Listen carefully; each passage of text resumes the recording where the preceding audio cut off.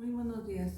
Les saludamos a todos ustedes con este pasaje del Salmo 57, versos del 1 al 3. Dice así: Ten misericordia de mí, oh Dios, ten misericordia de mí, porque en ti ha confiado mi alma, y en la sombra de tus alas me ampararé, hasta que pasen los quebrantos.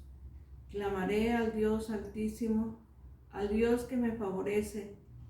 Él enviará desde los cielos y me salvará. De la infamia del que me acosa, Dios enviará su misericordia y su verdad. Con este pasaje les saludamos a todos ustedes y queremos invitarles para hacer una oración, rogándole al Señor que Él nos bendiga hoy a través de su palabra. Oremos a Dios. Bendito Padre Celestial, te damos gracias.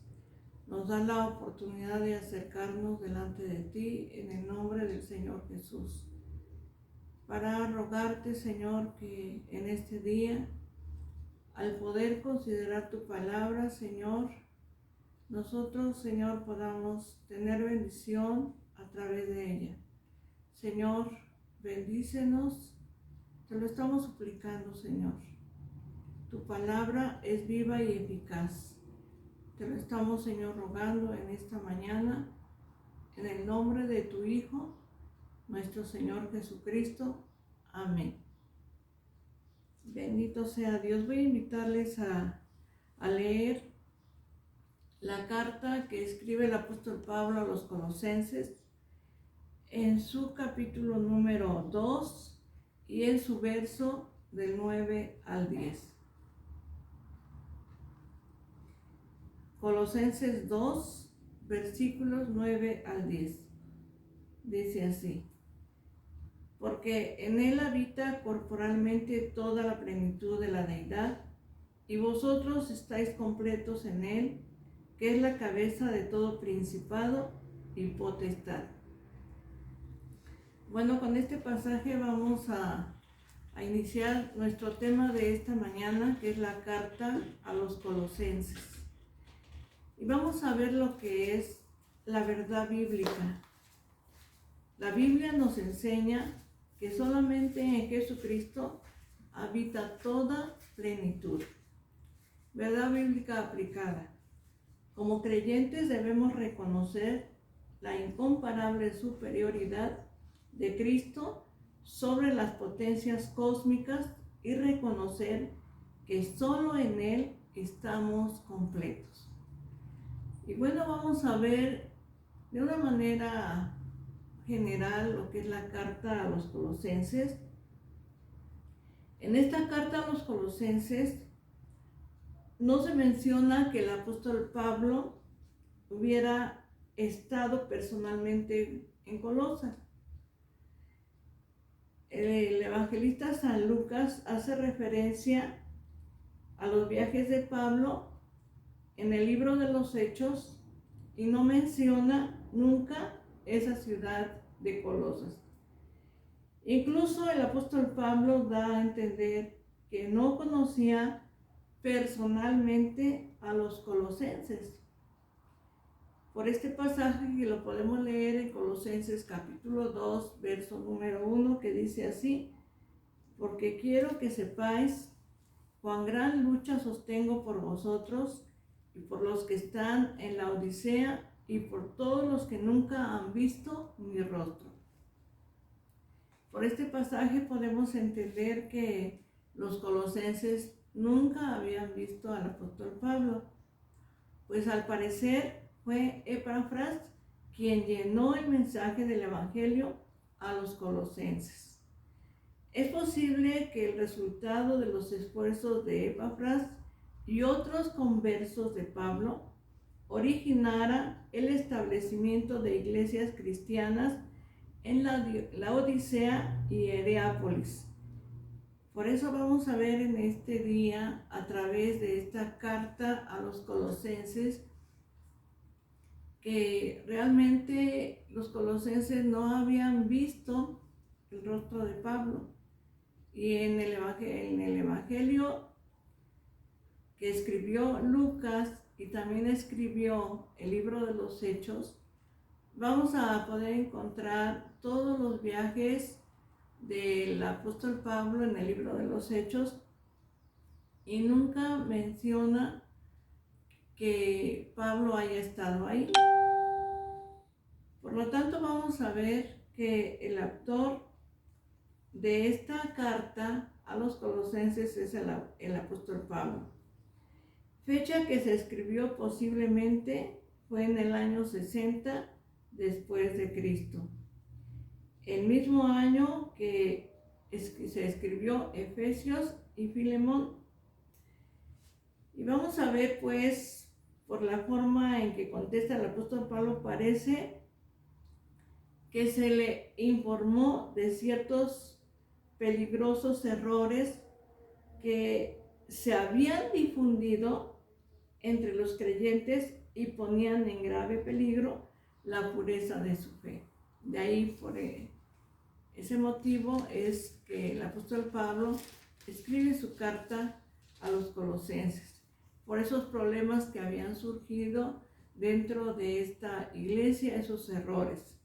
Y algunos errores eran referente a las ceremonias, se aferraban a normas estrictas sobre alimentos y bebidas permitidas, sobre las festividades religiosas, el asenteísmo, como no manejes, no gustes, ni aun toques, la adoración de los ángeles, la devaluación de la persona y la obra de Cristo. Estos son algunos de los errores que se estaban difundiendo dentro de la iglesia de Colosas. También el conocimiento secreto, o sea, los gnósticos se jactaban de esto, ¿verdad? La confianza en la sabiduría y la tradición humanas son los problemas que estaban surgiendo dentro de la iglesia de Colosas. De esa forma, el apóstol Pablo escribe esta carta para que esos errores puedan ser quitados. Propósito y tema de la carta. La característica principal de la carta es su cristología. La intención del apóstol Pablo, desde el principio al fin de la carta, es dejar bien claro la absoluta suficiencia de Cristo en su función y con respecto al universo. Porque dice la palabra de Dios, en él habita toda la plenitud de la deidad. El apóstol Pablo exalta a Cristo como la imagen del mismo Dios. Él es el creador, Jesucristo es el creador de todas las cosas. Él es el sustentador preexistente, ¿verdad? Él es la cabeza de la iglesia. Él es el primero de la resurrección y la plenitud de la deidad en forma corporal. Por eso dice la carta a los colosenses, en él habita toda la plenitud de la deidad. Y por ese motivo era importante que el apóstol Pablo escribiera esta carta para poner en claro todo esto, toda esta cristología. Jesucristo que reconcilia todas las cosas con Dios. Jesucristo es el que reconcilia al hombre con Dios. Cristo es completamente suficiente. Si lo tenemos a Él, vamos a tener todo. Cristo es lo único que nosotros necesitamos. Y como les decía al inicio, solamente estamos viendo de una manera general esta carta. Yo creo que si lo viéramos versículo por versículo, pues nos llevaría un buen tiempo poder hacerlo, pero solamente estamos viendo de una manera general y que el mensaje central de esta carta es la cristología. dejar en claro la supremacía de nuestro Señor Jesucristo. El bosquejo de esta carta, la introducción, saludos, acciones de gracias, oración, la supremacía de Cristo, el trabajo de Pablo en la obra de Cristo, su ministerio por amor a la iglesia, su preocupación por el bienestar de sus lectores, libertad de las normas humanas por medio de la vida con Cristo. Entonces podemos ver en este bosquejo todo lo que trata esta carta. Es una carta que escribe el apóstol Pablo a una iglesia que él no había ciertamente fundado o dirigido, pero Pablo estaba consciente de la gran necesidad que había en esta iglesia de Colosas, los problemas que habían surgido, esos errores, ese culto a los ángeles, esas filosofías huecas que habían surgido dentro de esa congregación. Y por eso el apóstol Pablo escribe esta carta a una iglesia que estaba pasando por todas estas cosas y que necesitaba afirmar su fe en nuestro Señor Jesucristo. Es un error pensar que para vivir la plenitud de la vida nueva debemos observar reglas estrictas de conducta o costumbres que hemos adquirido con el paso del tiempo, pero que no tienen fundamento bíblico. En esta carta pues había precisamente algunos errores que se estaban difundiendo dentro de esa iglesia, en donde se le decía a la gente que tenía que observar, que tenía que guardar, no manejes, no gustes, no hagas, y todas esas situaciones que realmente no les podían llevar a una vida nueva. La vida nueva la da el Señor Jesucristo. Él es el único que puede cambiar la vida del hombre. Nadie más, solamente Él. No es a través de costumbres, no es a través de no hagas, no manejes, no gustes, no es a través de la adoración a los ángeles, no. Es a través de nuestro Señor y Salvador Jesucristo. La Biblia es muy clara y debemos confiar en la suficiencia de Cristo. Cristo es suficiente para cambiar la vida de las personas. Su obra Él la va a completar en nosotros. Es cierto que Dios nos da, Jesucristo nos da una vida nueva, dice en otra de sus cartas el apóstol Pablo, de modo que si alguno está en Cristo, nueva criatura es, las cosas viejas pasaron, he aquí todas son hechas nuevas. Dios, Él se nos da esa vida nueva, pero la vida nueva, ¿verdad? Esa vida que el Señor ha traído a nosotros es una vida que va cada día, ¿verdad?, siendo una vida efectiva en nosotros. Dice el libro de Proverbios, la senda del justo es como la aurora que va en aumento hasta que el día es perfecto, ¿verdad? Entonces, no somos perfectos todavía. Todavía como cristianos, como hijos de Dios, tenemos imperfecciones que el Señor va a ir corrigiendo, que el Señor va a ir cambiando.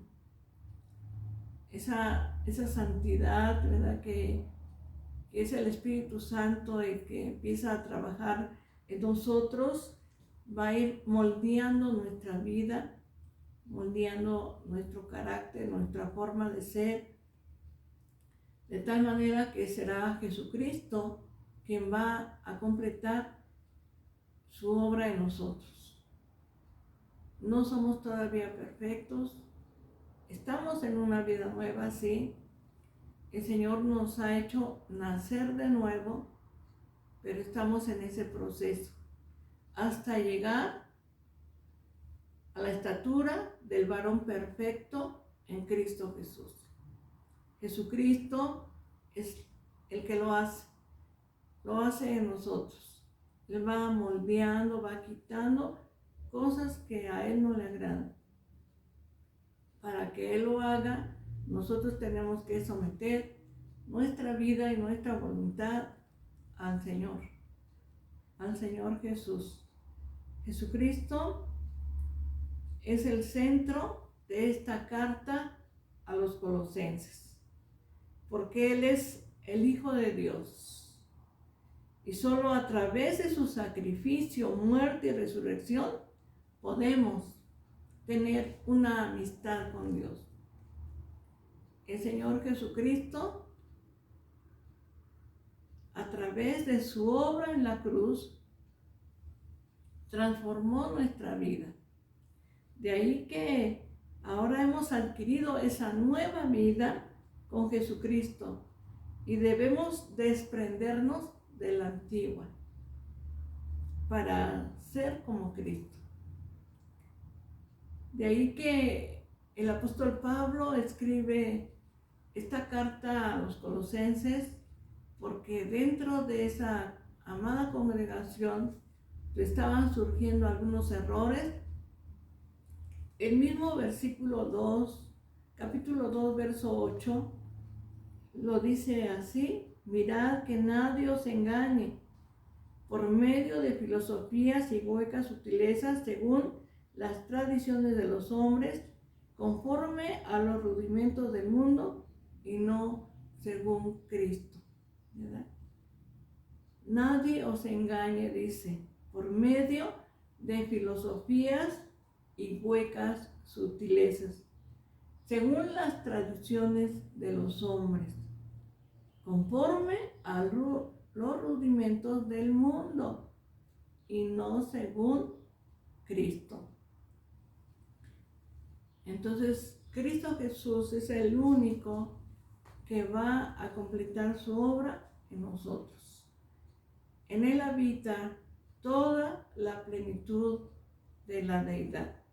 Esta carta, su mensaje central es la cristología, la suficiencia de Cristo, la suficiencia de su palabra para cambiar la vida del hombre, para transformarla, para que la vida antigua se quede atrás y surja ese nuevo hombre creado según Dios en la justicia y santidad de la verdad, hasta que todos lleguemos a la estatura del varón perfecto en Cristo Jesús. Y solamente quisiera leerles los versículos aquí de Colosenses capítulo 1, los versos del 15 al 18, y dice así: Él es la imagen del Dios invisible, el primogénito de toda creación, porque en Él fueron creadas todas las cosas, las que hay en los cielos y las que hay en la tierra, visibles e invisibles, sean tronos, sean dominios, sean principados, sean potestades. Todo fue creado por medio de Él y para Él. Y Él es antes de todas las cosas, y todas las cosas en Él subsisten. Y Él es la cabeza del cuerpo, que es la iglesia. Él es el principio, el primogénito de entre los muertos, para que en todo tenga la preeminencia. Y dice el verso 8, por cuanto agradó al Padre que en Él habitase toda plenitud. Bendito sea nuestro Dios. En esta mañana solamente queremos finalizar diciendo que el Señor nos ha dado una vida nueva con Jesucristo y que dejemos la vida antigua. En esta misma carta dice el apóstol Pablo: haced morir en vosotros todo lo terrenal, y que habite Cristo por la fe en nuestros corazones. Les voy a invitar para que hagamos una oración rogándole a nuestro Dios, a nuestro Señor Jesucristo. Él tiene toda la supremacía, todo el poder, para hacer todas las cosas. Le voy a invitar para que hagamos esta oración. Padre Celestial, en esta mañana te alabamos, te bendecimos, te glorificamos. Señor, consideramos esta carta del apóstol Pablo a los Colosenses, a una iglesia que no había visto el rostro de Pablo, pero una iglesia en donde tú habías nacido en el corazón de cada uno de ellos. Tu Señor Jesucristo les había dado una vida nueva y ahora habían surgido entre ellos problemas, errores, filosofías que estaban ocasionando males entre ellos. Por eso el apóstol Pablo escribe esta carta para corregir esos errores, para dejar en claro la cristología, la supremacía de Cristo Jesús. Te damos gracias, Señor, porque tu misma palabra dice, en Él habita toda la plenitud de la deidad. Te rogamos, Señor, que tú nos ayudes, que tú nos bendigas, Señor, y que nos ayudes, Señor, a tener esa vida nueva que solamente puedes dar tú, esa transformación de toda nuestra persona, Señor. Ayúdanos, Señor. Toma, Señor Jesús, la vida de nuestros hermanos en Cristo, la vida de nuestros amigos, familiares y vecinos, Señor. Bendícelos. Y si alguno está pasando por algún momento, a lo mejor de enfermedad, de crisis económica, te pedimos que tú le ayudes y que tú, Señor, le proveas. Bendito eres tú para siempre. Te damos gracias y te rogamos, Señor, que tú estés siempre con nosotros. En el nombre del Señor Jesucristo, nuestro Salvador. Amén. Voy a invitarles a leer el Salmo número 23.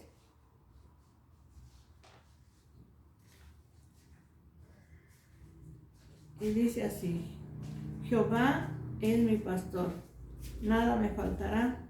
En lugares de delicados pastos me hará descansar.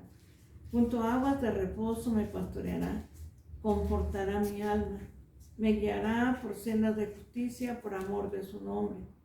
Aunque ande en valle de sombra de muerte, no temeré mal alguno, porque tú estarás conmigo. Tu vara y tu cayado me infundirán aliento. Aderezas mesa delante de mí, en presencia de mis angustiadores. Unges mi cabeza con aceite, mi copa está rebosando. Ciertamente el bien y la misericordia me seguirán todos los días de mi vida, y en la casa de Jehová moraré por largos días. Amén. Que Dios les bendiga. La paz de Dios. Desde aquí les envío un gran abrazo.